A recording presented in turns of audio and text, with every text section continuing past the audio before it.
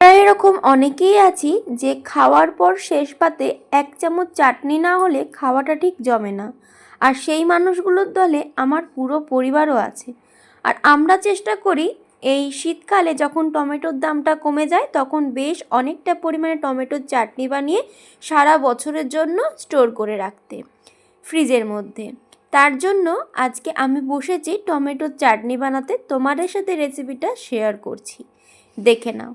তার জন্য আমি এখানে মোট 5 কেজি পরিমাণে টমেটোকে এরম কুচি কুচি করে কেটে নিয়েছি। আর নিয়েছি খেজুর, আমসত্ত্ব, কাজু, কিশমিশ। এবার রেসিপিটা চলো শেয়ার করি। সর্ষের তেল দিয়েছি সামান্য একটু, দিয়ে তার মধ্যে শুকনো লঙ্কা আর একটু পাঁচফোড়ন দিলাম, দিয়ে কেটে রাখা টমেটোগুলোকে দিয়ে সামান্য একটু লবণ দিয়ে হালকা হাতে একটু নাড়াচাড়া করে দিতে হবে।